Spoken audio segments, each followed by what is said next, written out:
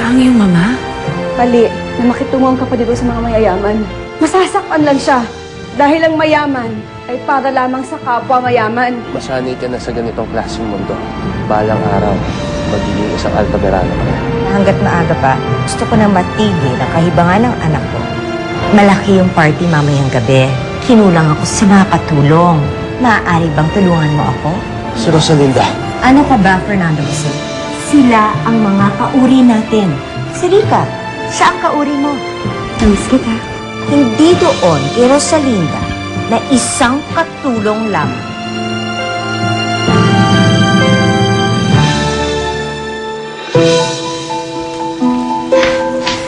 Nasaan na kasi si Rosalinda? Pwede ba, Dolores? Huminahon ka na. Walang masamang mangyayari sa anak mo. Ang mabuti pa, magpahinga ka na muna. Pero Javier, hindi kasi dapat sumama si Rosalinda sa Fernando Jose na yun eh. Dolores, ano bang kinakatakot mo sa lalaking yan? Ayos na to, Rosalinda. Rosalinda? Bakit mo ginagawa yan? Bakit naman hindi, Fernando Jose? Ini-entertain ko lang naman yung mga kaibigan mo. Oo nga, Fernando Jose. Wala namang masamang ginagawa si Rosalinda. Nagkulang kasi yung magsisilbi sa party. And your girlfriend volunteered, Fernando Jose. I'm impressed. Oo nga pare, parang nakajakpad ka dito kay Rosalinda. Maganda na, down to earth pa. May nilinayan ka ba sa akin? Wala. Natatakot lang ako dahil hindi pa natin gaanong kilala yung Fernando Jose na yun. Tama kayo dyan. Dahil sa totoo lang, wala na akong pwedeng hilingin pa. Lahat ng gusto ko na kay Rosalinda na. Kaya mahal na mahal ko siya. Yun, no? Excuse us. Cheers, cheers! Stop this, Fernando Jose. Nakakahiya sa ating mga bisita. Ano sasabihin niyo sa'yo? Isa kang atray killer? Pumapatol ka sa mababang uri ng nilalang? Maano bang pinagsasabi mo, ha? The truth, Fernando Jose. Hindi ko na kayang magpaka-plastic pa. Hindi kayo bagay ng babaeng yan. She is simply not our kind. Our kind? What is our kind? Tinatanong pa ba yan, iho? Ang mga katulad natin ay ang mga taong tinitingala. Kumbaga sa alahas, primera klase. Hindi gaya ni Rosalinda. Isang tingin ko pa lang sa kanya, alam ko na kung anong uri siya. Isa siyang fake. Isa siyang fancy. Puwet ng baso. Oo, maganda nga siya. Pero hanggang panlabas ng iyong gandang iyon. Dahil wala naman siyang halaga.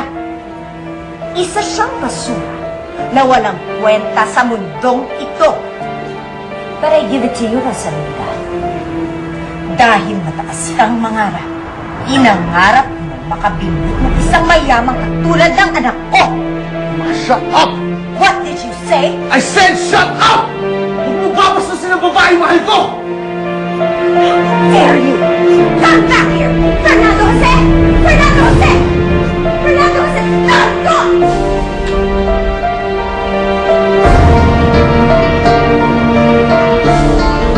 And what are you looking at, people?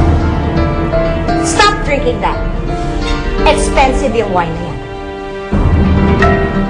Party's over! Go home!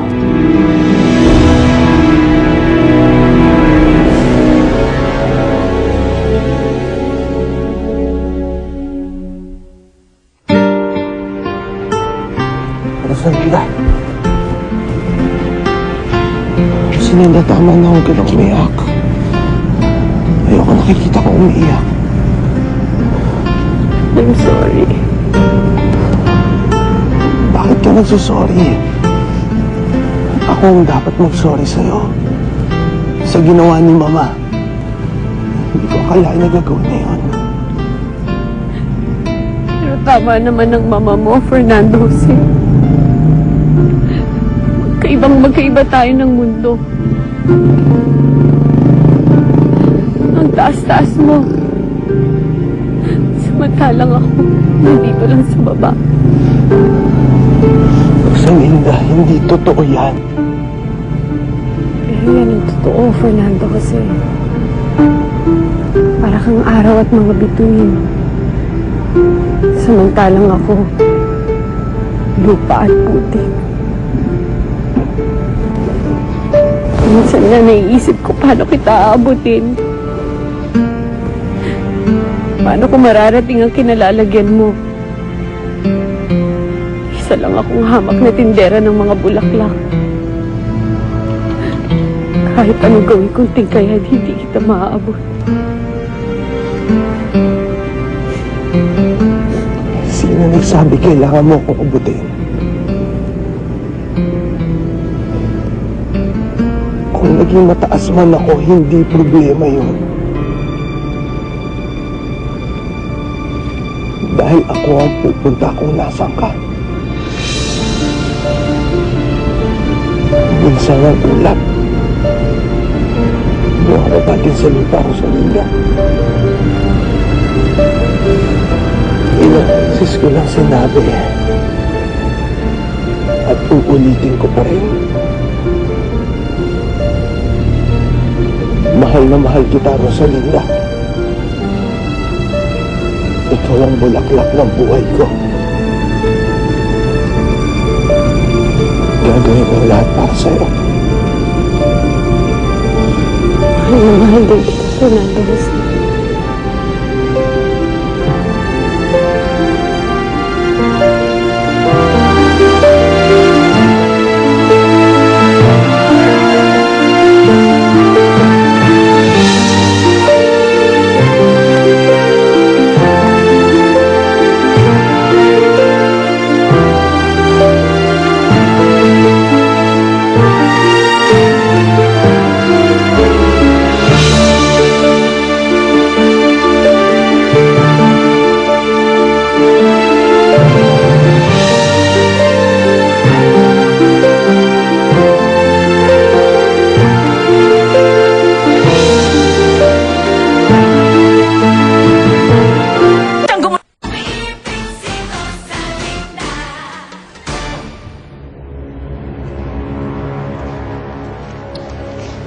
Zayda, tutuloy pa ba kayo sa plano niyo tumakas? Oo, Clarita. Alam mo, kinakabahan ako sa plano niyo yan eh. Huwag ka na kaya sumama. Tayo mo na lang na maparol ka. Madali mong sabihin yan kasi papalaya ka na. Makakasama mo ng mga anak mo. Mayayakap mo na sila. Eh ako,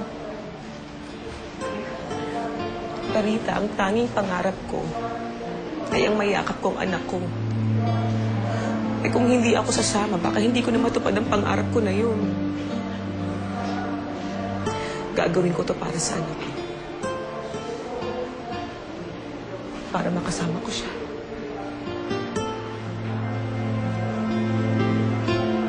Mag-iingat ka.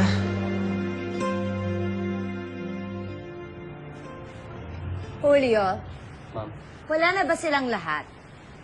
umalis na pong lahat ng mga bisita ninyo, ma'am.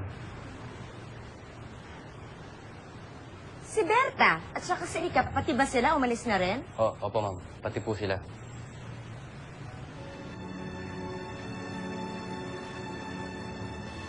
Eh si Fernando Jose, yung anak ko, dumating na ba?